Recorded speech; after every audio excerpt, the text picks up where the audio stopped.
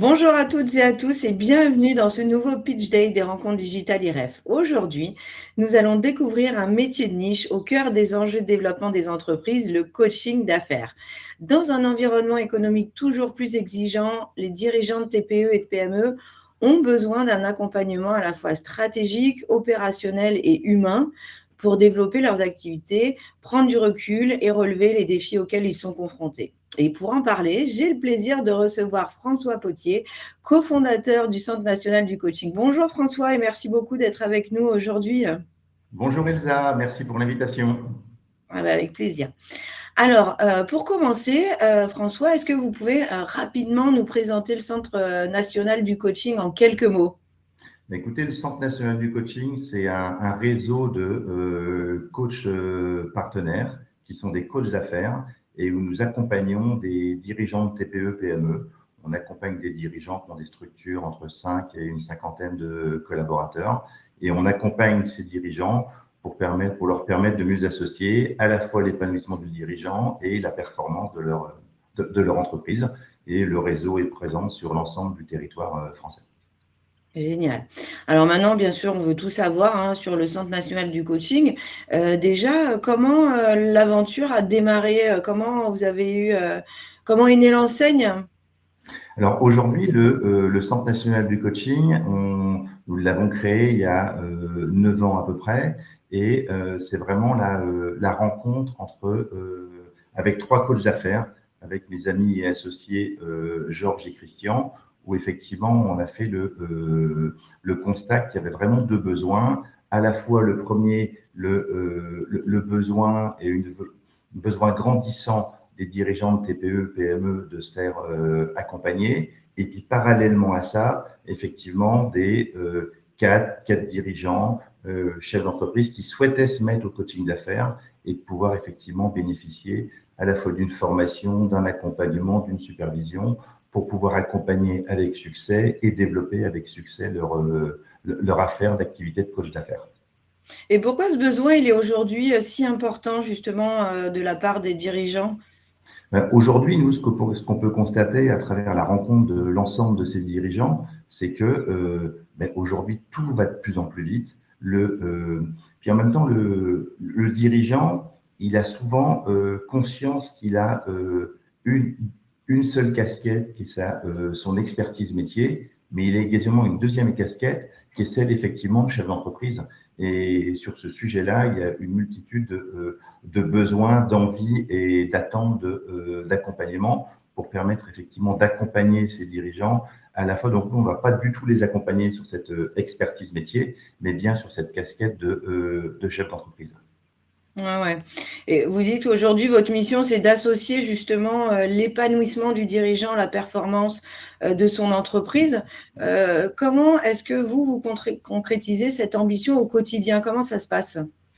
Nous, aujourd'hui, si vous voulez, en tout cas, ce qu'on se constate, c'est que le dirigeant, il est le nez dans le guidon, il est au cœur de son entreprise et il est sollicité par ses équipes, l'administratif, le commercial, la production, etc.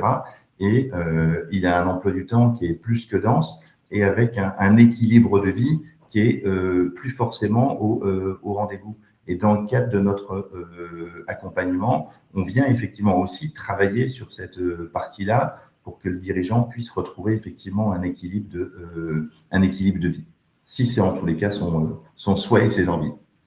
Ok. Et comment vous vous positionnez sur le marché du coaching d'affaires?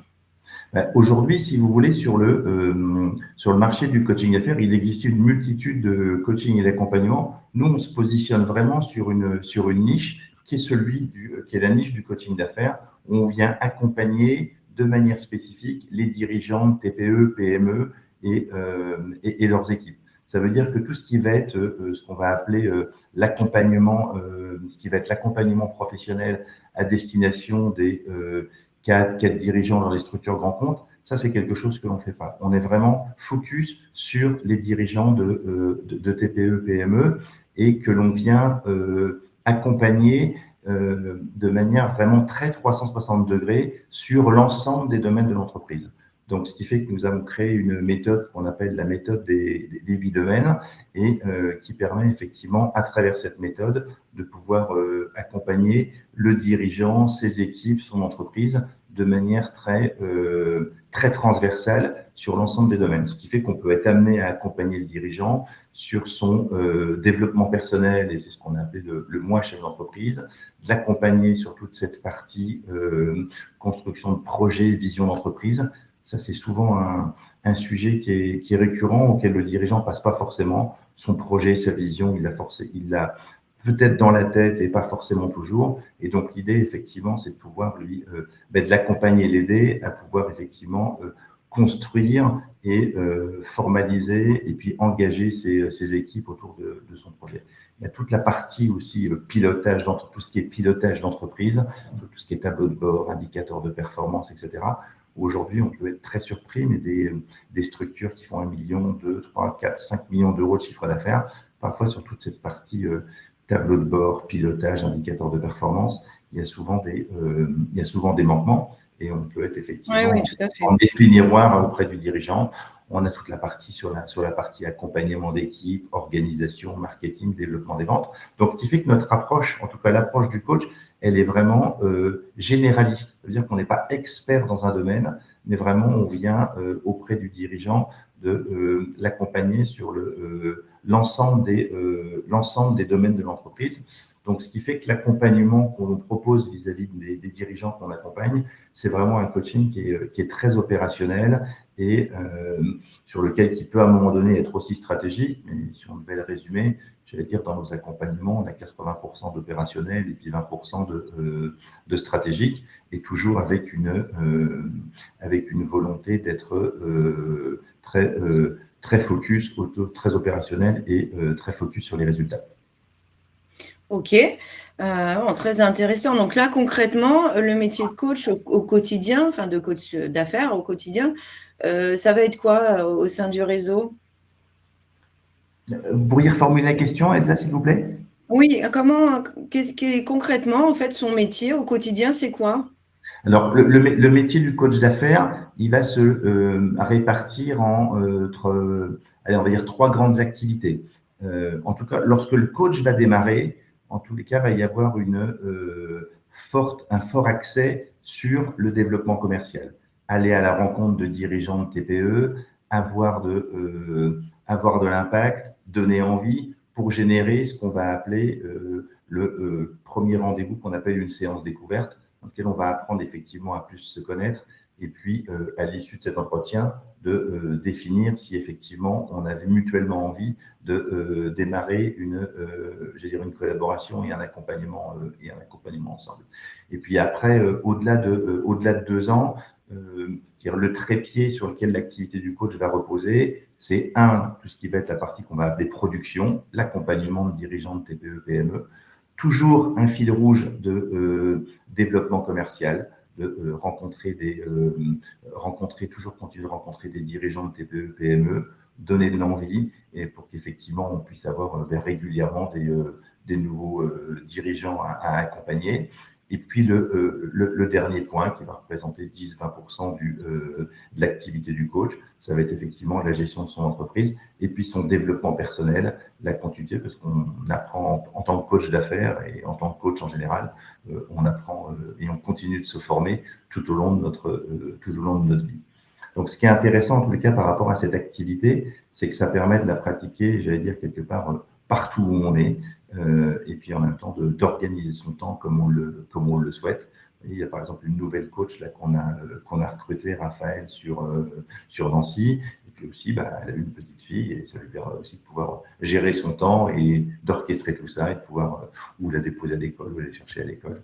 Et donc, c'est un métier qui permet effectivement de pouvoir trouver ou retrouver un équilibre pro et perso qui est adapté en fonction des souhaits et des envies de chacun. Ouais, c'est chouette ça. Et pourquoi avoir choisi la cible des TPE, PME? Vous en avez parlé tout à l'heure, François, Oui. mais Aujourd'hui, si vous voulez, si on se trouve sur des petites structures, des entreprises qui sont en création, j'allais dire l'effet de levier dans l'accompagnement va pas être suffisant. Et si on prend des entreprises ou des structures qui sont à plus de 100 personnes, j'allais dire, elles commencent déjà à être structurées avec un DAF, un DRH, etc., où potentiellement l'apport du coach peut être moindre. Ce qui fait que nous, notre cible, c'est vraiment effectivement d'accompagner des structures qui sont entre 5 et une cinquantaine de collaborateurs, des entreprises qui sont entre 1 million et 10 millions d'euros de chiffre d'affaires, tout en sachant qu'on peut avoir des exceptions, d'accompagner des structures ou un petit peu plus petites ou des entreprises plus importantes. À un moment donné, c'est aussi des histoires de rencontres humaines. Oui, c'est sûr. Alors, je vais revenir un tout petit peu en arrière parce que là, on ne s'est pas arrêté là-dessus, mais c'est quand même important. Là, vous présentez les 8 domaines clés pour associer épanouissement du dirigeant et performance de l'entreprise. Bon, sans trop rentrer dans le détail, Comment on s'y prend? Ouais, voilà. Merci, François. Bon. Écoutez, ce qu'on fait, c'est que la séance découverte dont je vous parlais tout à l'heure permettait effectivement, à l'issue de cette séance découverte, de pouvoir, je veux dire, quelque part se taper dans la main avec le dirigeant pour démarrer un accompagnement. Et puis ensuite, là, la première grande étape, ça va être de réaliser ce qu'on appelle un alignement. Ça veut dire qu'on va passer 2 séances de 2 à 3 heures avec le dirigeant, sur lequel on va creuser avec lui quels sont ses objectifs personnels, quels sont ses objectifs professionnels, et puis de venir effectivement co-construire avec lui une feuille de route sur les 12-18 prochains mois. Et puis, si vous voulez, une fois que cette feuille de route, elle est définie et puis qu'elle est validée par le dirigeant, on vient hiérarchiser avec lui l'ordre des priorités dans lequel on va effectivement travailler et avancer sur cette feuille de route. Et puis, effectivement, à travers l'ensemble des séances, on va venir effectivement travailler l'ensemble des objectifs qu'on aura, des objectifs, actions et stratégies qu'on aura mutuellement décidé de mettre en œuvre avec le dirigeant. Et c'est quoi les sujets qui reviennent le plus souvent chez les clients? Pardon, Elsa, et juste pour terminer, en même temps, notre rapport fort, les dirigeants, ce qu'il faut comprendre, c'est qu'ils sont au cœur de leur entreprise et ils sont dans leur entreprise. Et nous, notre rôle, c'est de les faire travailler sur leur entreprise, leur permettre de prendre du recul, de sortir la tête du guidon, de voir plus clair et puis de travailler avec eux sur ce sujet-là pour demain leur faire gagner plus de temps ou aborder les choses de manière différente ou travailler les choses de manière différente pour pouvoir effectivement avoir des résultats différents. Oui, leur apporter plus de hauteur. Exactement. Ouais. Oui, donc du coup, je vous demandais, François, c'est quoi les thèmes qui reviennent le plus souvent? Aujourd'hui, on a un sujet qui est quand même très récurrent, c'est la gestion de réussir en équipe. Sur la partie animation d'équipe, sur tous les sujets d'animation d'équipe, animation individuelle, animation collective, faire engager et adhérer les équipes autour d'un projet, faire monter le niveau d'autonomie et le niveau de responsabilité des équipes. Donc ça, c'est un sujet qui est vraiment récurrent, mais en même temps, tout le sujet sur la partie projet, vision, tableau de bord, pilotage, organisation. Puis en même temps aussi, on est là pour se poser des questions. Notre rôle, c'est de poser les bonnes questions aux dirigeants et pour effectivement aller creuser et puis de faire émerger des réflexions, des idées que le dirigeant tout seul n'aurait pas forcément eu. Vous voyez, par exemple, un dirigeant, le fait de se poser sur la partie développement des ventes et de se poser la question et de se dire, tiens, d'où proviennent les clients avec qui je travaille, quelles sont les origines de contact, mesurer tout ça pour identifier les stratégies de génération de contact à venir travailler par la suite. C'est très souvent des sujets que le dirigeant, tout seul, parce qu'il ne prend pas le temps, il est dans l'exploitation. Alors vous savez, on s'apparente un petit peu comme un coach de sport, où effectivement, de toute façon, quand le coach il arrive, on n'a pas le choix, on a notre séance. Donc fatalement, on va travailler comme un coach de sport pourrait le faire pour nous, en venant à la maison. Et on fait la même chose avec les dirigeants qu'on accompagne. On a un petit peu quelque part une salle de sport pour entreprise. Oui, c'est vrai. Alors, du coup, on rebascule après. Comment vous articulez votre offre entre l'accompagnement individuel et l'accompagnement collectif? Parce que là, depuis tout à l'heure, on parle des dirigeants d'entreprise, Oui. mais le coaching d'affaires, en fait, il s'adresse peut-être à d'autres postes. Alors aujourd'hui, on a dans les formats et dans notre offre, on a deux grandes familles, à la fois l'accompagnement individuel et puis les accompagnements collectifs. En accompagnement individuel, on peut accompagner les dirigeants où une fois que l'alignement est établi, on peut les accompagner à la fois ou une fois par semaine ou une fois tous les 15 jours en fonction du rythme auquel le dirigeant a envie d'avancer. Et puis également, on peut être sollicité par les dirigeants ou nous aussi, on peut effectivement le proposer si on estime qu'à un moment donné, on perçoit et on ressent un besoin de pouvoir faire un accompagnement des collaborateurs, notamment sur les bras droits du dirigeant. Et puis, on peut être amené aussi à faire des accompagnements collectifs, des ateliers thématiques que l'on proposait ou inter-entreprise ou intra-entreprise sur de la gestion du temps, sur la partie construction de son budget et atterrissage, etc. Ou éventuellement vous voyez, on peut également aussi intervenir sur des auprès des franchiseurs qui réunissent leurs franchisés pour travailler avec eux sur leur feuille de route pour chacun des franchisés sur les 100 prochains jours. Quelque chose qu'on fait à travers des ateliers qu'on appelle des ateliers oxygène. Ok, super intéressant. Alors, François, vous évoquez plus d'1 million d'entreprises sur le marché, en tout cas dans la cible.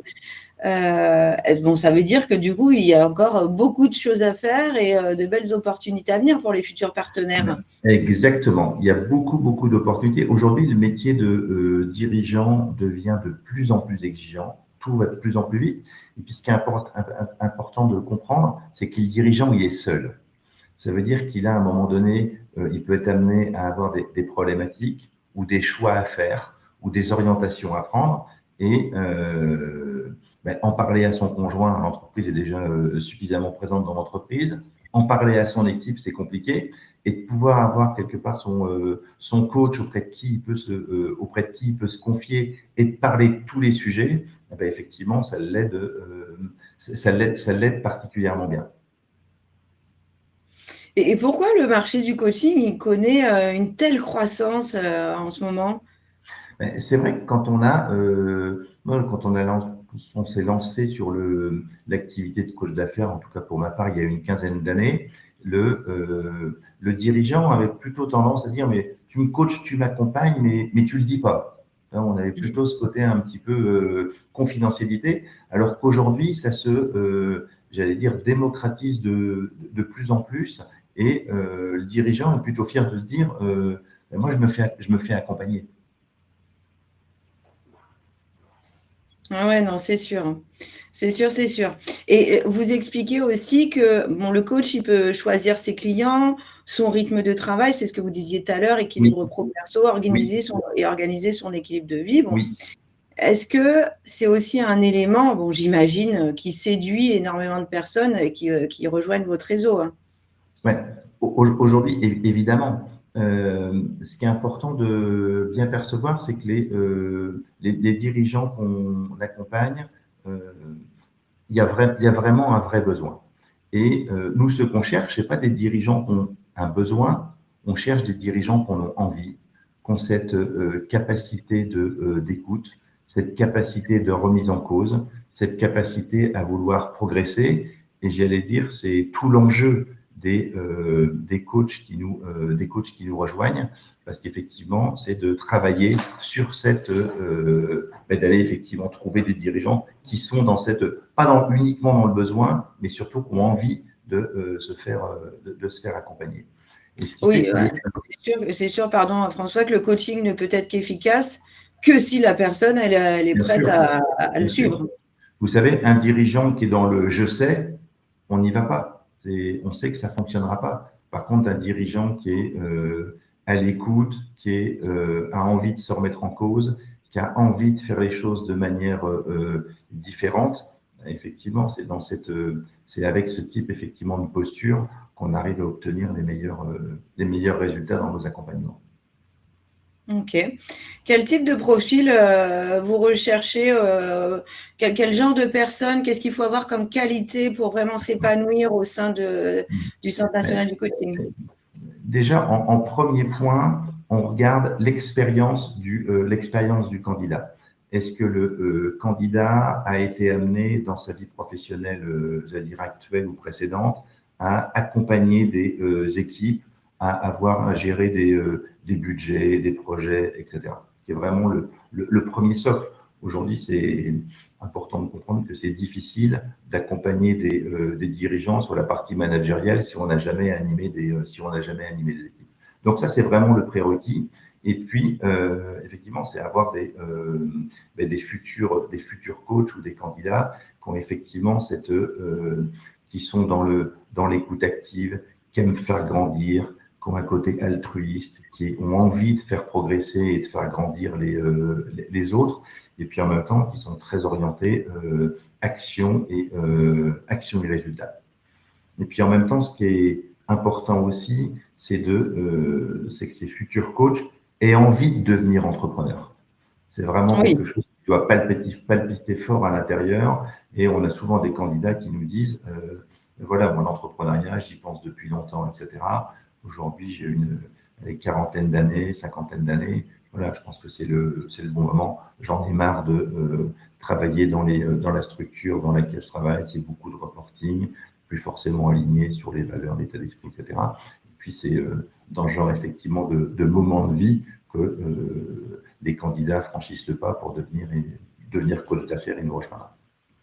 Oui, bon, c'est sûr qu'il faut aimer les gens, hein, les valeurs humaines, j'imagine qu'elles sont très, très présentes. De toute façon, vous l'avez dit, François. Évidemment. D'ailleurs, est-ce qu'il y a d'autres valeurs que partage l'enseigne? Aujourd'hui, au niveau de nos valeurs, il y a vraiment cette notion d'honnêteté, de transparence, d'avoir envie de faire grandir les autres, et puis en même temps toute cette dimension de collectif.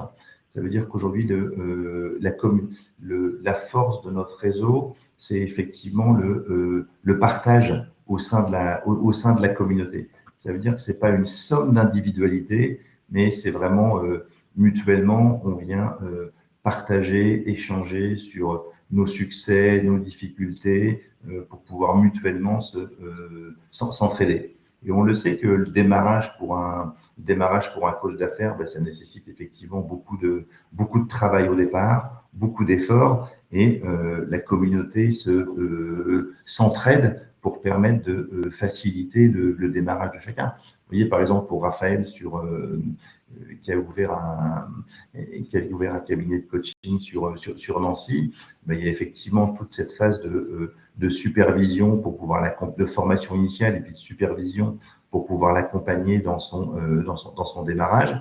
Et il y a aussi l'intervention de l'ensemble des coachs du réseau sur des accompagnements thématiques pour lui permettre d'encore mieux réussir son démarrage en fonction du prisme et des expériences des uns et des autres.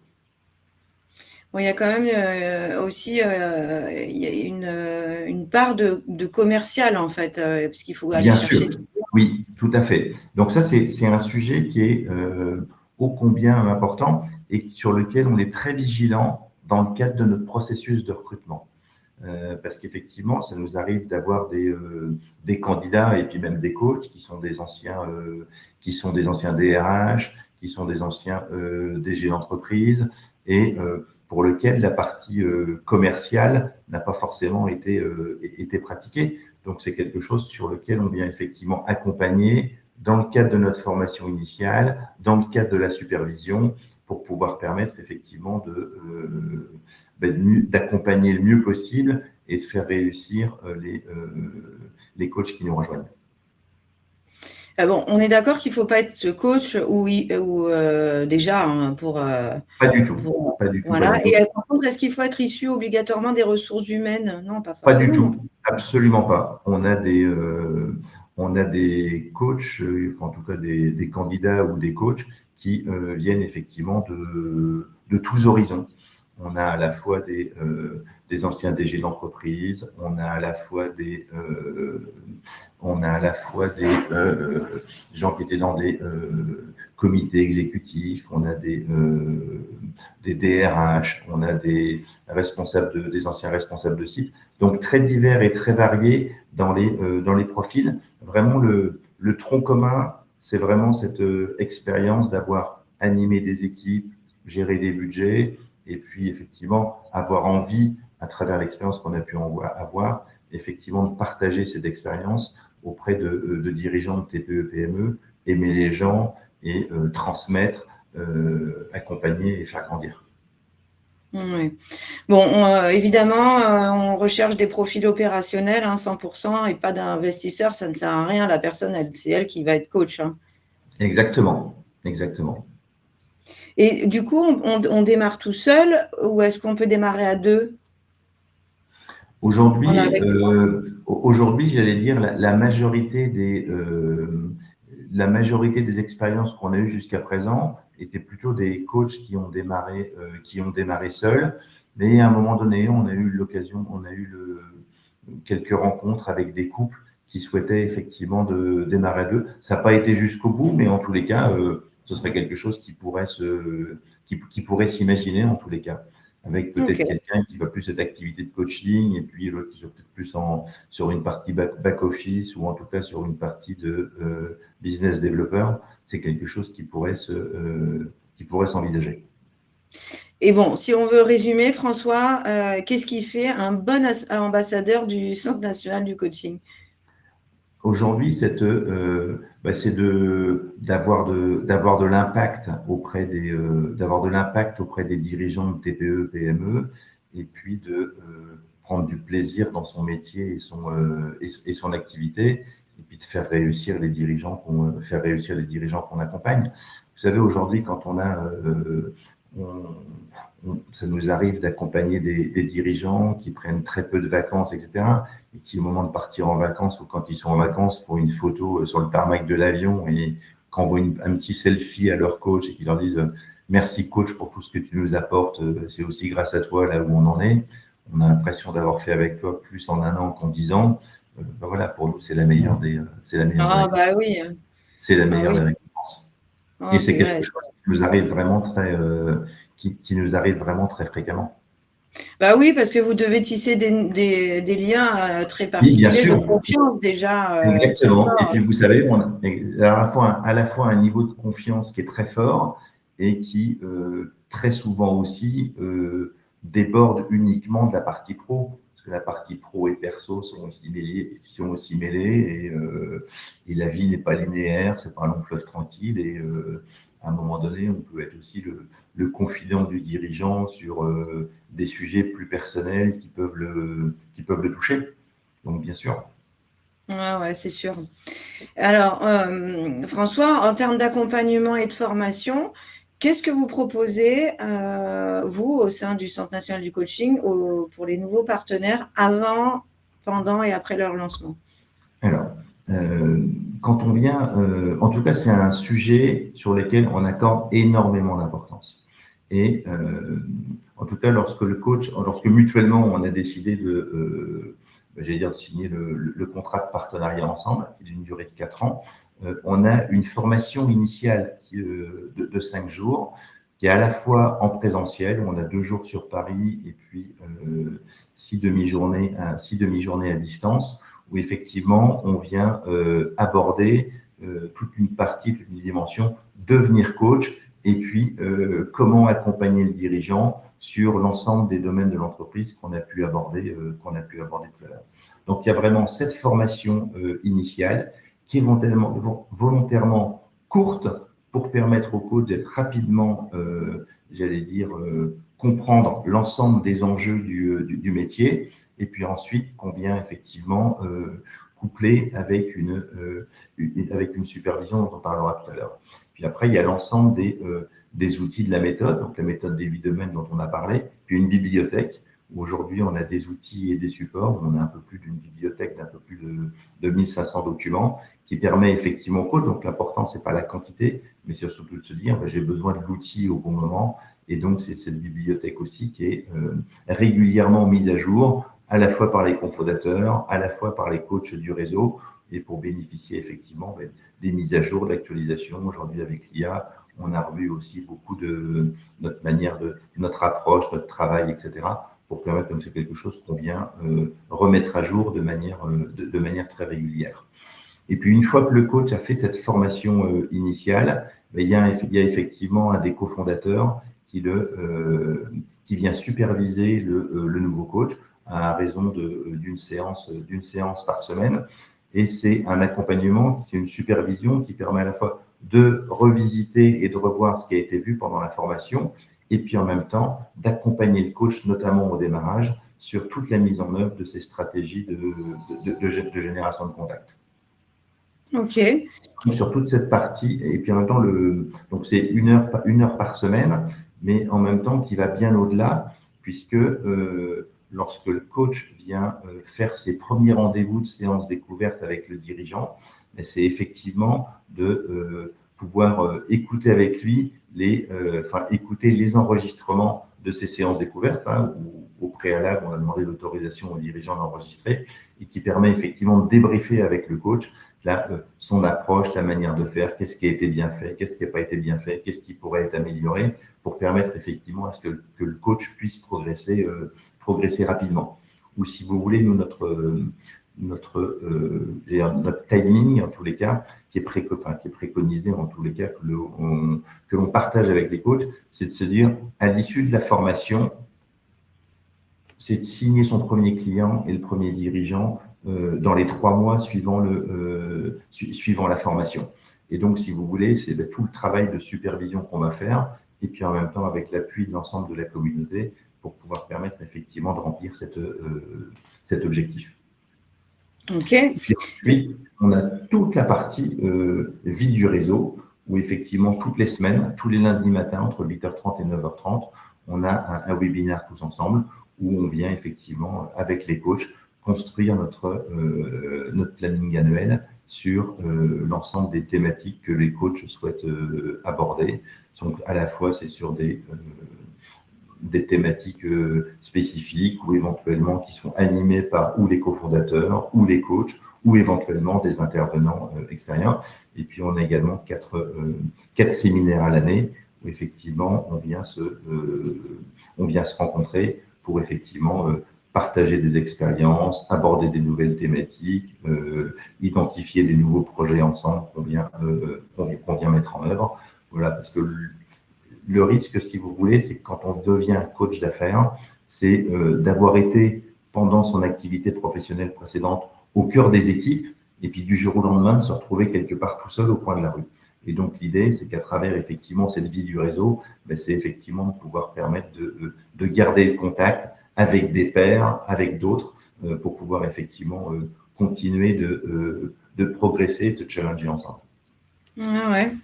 Et d'ailleurs, le processus de recrutement, il est particulièrement sélectif, il me semble, au Centre national du coaching. Complètement. Aujourd'hui, il y a beaucoup de candidats qui nous ont dit « j'ai envie de revenir sur ce et sur lequel nous, effectivement, on a dit non. Donc, ça veut dire qu'on ne prend pas tout le monde.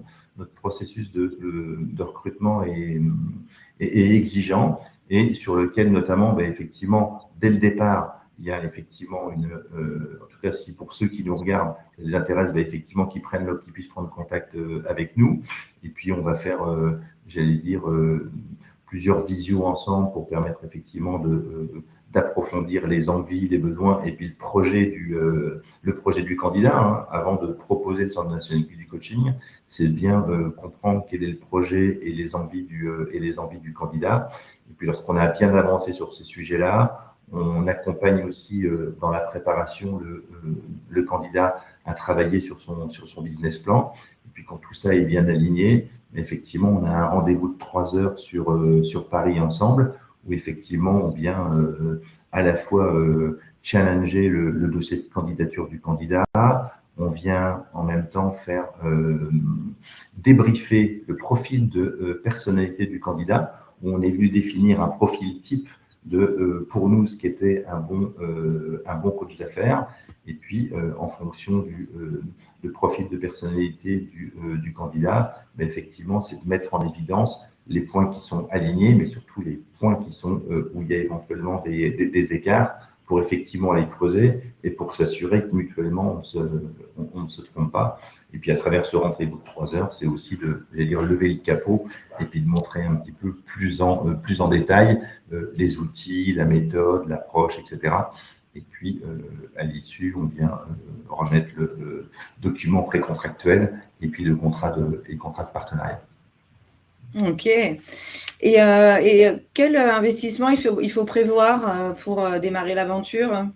Alors, généralement, l'enveloppe globale tourne aux alentours de 50 000 euros, où le contrat de partenariat qui est signé, c'est un contrat de 4 ans. Il y a un droit d'entrée de 15 000 euros, une formation initiale de 5 000 euros, et puis une redevance mensuelle fixe de 500 euros hors taxe, et il n'y a pas de redevance marketing. Donc, au plus le coach fait du business, au plus le coach fait réalise un montant d'honoraires conséquent. Voilà, il n'y a pas de redevance au marketing. Et puis, on a également une supervision hebdomadaire qui est en option, mais qui est fortement recommandée pour celui qui n'a jamais fait de coaching. Donc ça, c'est pour le modèle économique au niveau de la tête de réseau. Et puis au niveau de l'activité du coach, généralement, ce qu'on peut observer, c'est que la première année, le volume d'activité d'un nouveau coach qui nous rejoint sur les 12 premiers mois, ça va tourner aux alentours de 60-70 000 euros. En deuxième année, on va en tourner aux alentours de 100-120 000 euros. Puis après, la troisième année, c'est en fonction des objectifs du coach. Nous, on a des coachs qui nous ont rejoints, qui étaient proches de 60 ans ou un petit peu plus, qui disent, moi j'ai déjà cotisé, j'ai déjà, etc. Un volume d'activité de 90 000, 100 000, ça me suffit amplement, j'ai pas envie de plus. Et puis on avait des coachs qui étaient effectivement plus jeunes, qui étaient plus ambitieux, qui avaient plus de besoins et d'envie financière et qui pouvaient réaliser 150, 180, 200 euros d'honoraires à l'année, voire plus. Donc, c'est vraiment en fonction des objectifs du candidat. Et ce qui est important de comprendre, c'est que pour réussir dans le métier, il y a vraiment 2 clés. La première, c'est la capacité du nouveau coach à rentrer en contact avec des dirigeants de TPE, PME, avoir de l'impact, donner envie et signer des accompagnements. Et puis la deuxième clé, c'est effectivement apporter de la valeur, qu'il y ait une valeur perçue qui soit forte pour qu'il puisse y avoir une récurrence dans l'accompagnement.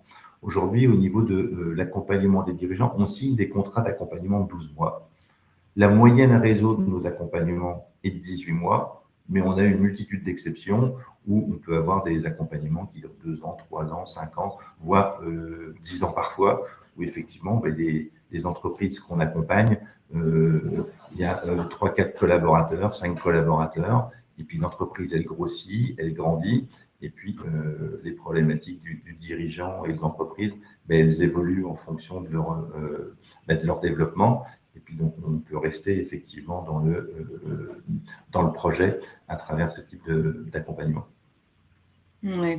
On n'en a pas parlé, François, mais aussi, il n'y a pas besoin de local, en fait, puisque le coach se rend directement dans l'entreprise. Alors après, il y a plusieurs options possibles. Évidemment.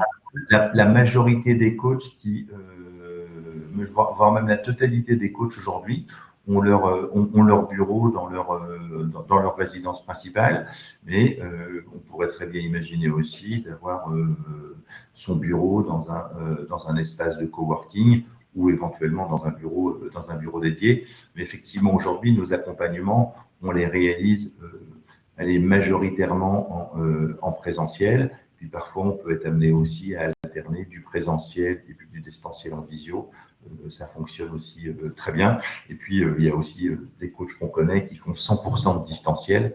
Donc, ça veut dire qu'en fonction de l'approche et de l'envie de chacun, c'est ça qui est intéressant aussi, c'est qu'on n'est pas derrière chaque coach en faisant du flicage, mais vraiment chacun a la possibilité de pouvoir travailler, j'allais dire, avec un certain degré et niveau d'autonomie en fonction de l'approche et de la couleur de coaching qu'il souhaite y mettre. Bon, bah, très bien, François, c'est très, très intéressant, en tout cas, toutes ces informations. Merci beaucoup. Je vous laisse le mot de la fin, si vous voulez conclure. Écoutez, si vous avez un projet dans le domaine du conseil, coaching, accompagnement de dirigeants et que c'est un sujet qui vous parle, écoutez avec plaisir pour pouvoir échanger avec vous, pour vous permettre de mieux cheminer dans la construction de votre projet. Eh bien, merci beaucoup François et merci à vous d'avoir suivi cette interview. Donc, vous l'avez compris, hein, le Centre national du coaching propose bien plus qu'un réseau. Il offre véritablement l'opportunité de transformer une expérience professionnelle en une activité entrepreneuriale porteuse de sens en accompagnant les dirigeants de TPE et PME dans le développement de leur entreprise et de leur propre réussite. Pour en savoir plus, rendez-vous directement sur le stand du Centre national du coaching où vous pouvez échanger directement avec François et son équipe. En tout cas, merci encore François et à très Merci pour bientôt. l'invitation, Elsa. Avec plaisir et à très bientôt pour un nouveau Pitch Day des rencontres digitales IREF. Merci À très François. bientôt. Au revoir.